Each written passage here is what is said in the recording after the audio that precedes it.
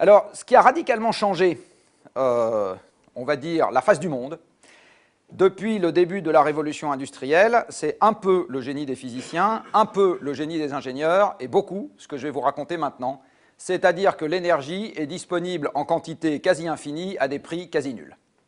Et ça a permis à chacun d'entre nous d'accéder à des objets multiples qui, si l'énergie n'était pas là, seraient disponibles en un exemplaire, mais ça ne ferait pas de la consommation de masse.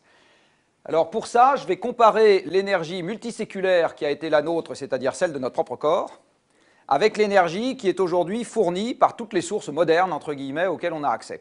Alors je vais commencer par notre propre corps, et il y a probablement des gens qui font de la montagne dans cette salle, et les gens qui font de la montagne, il leur est peut-être arrivé un jour de faire 3000 mètres de dénivelé dans la journée. Si vous avez fait ça, vous vous rappelez qu'en général, on est un peu fatigué à l'arrivée. Quand vous avez fait ce genre d'effort, vos jambes ont développé pendant l'effort. Je néglige le fait que vous avez toujours des ascensions un peu supérieures à la ligne de pente, hein, puisque vous montez, vous redescendez, etc. Mais bon, vous allez développer pendant l'ascension une énergie mécanique qui est de l'ordre d'un demi-kilowattheure. Le fait de lutter contre la gravitation va faire que vos jambes vont restituer de l'ordre d'un demi-kilowattheure d'énergie mécanique pendant cette ascension.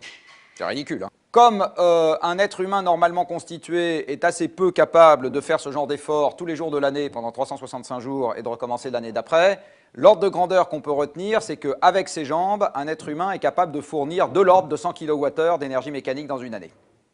Hein, je dis bien de l'ordre, ça veut dire que vous faites ça un jour sur deux, c'est déjà pas mal. Oh, les guides chamoniards doivent y arriver. Admettons que, à la place d'avoir des machines à moteur variable, d'une marque que je ne citerai pas, vous ayez dans une usine uniquement des esclaves à jambes fixes pour pédaler, pour vous fournir l'énergie mécanique qui fait tourner les machines. Hein, donc vous avez des gens, ils pédalent. Vos gens qui pédalent sont donc capables de vous fournir maximum 0,5 kWh dans la journée. Si ces gens-là, vous les payez au SMIC, eh bien, vous allez payer votre kilowattheure d'énergie mécanique quelques centaines d'euros. Quelques centaines d'euros. Est-ce que vous savez combien vaut un kilowattheure d'électricité?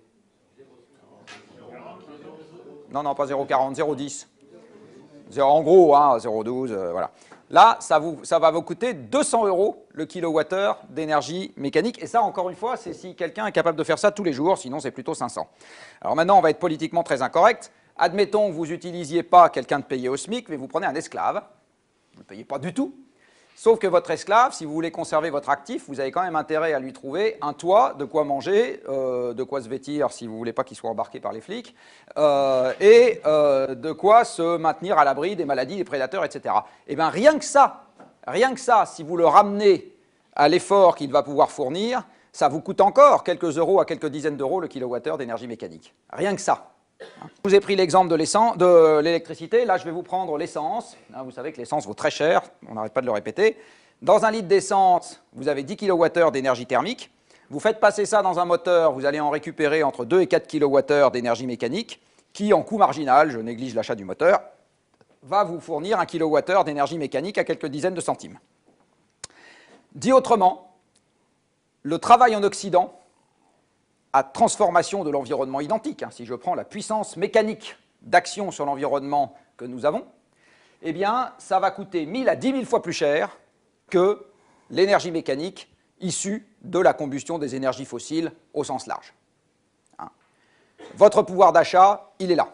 La mondialisation, elle est là. L'industrialisation de masse est là. Et tous les changements que la société a connus progressivement au cours de l'industrialisation des pays qui ont suivi ce chemin vient de là.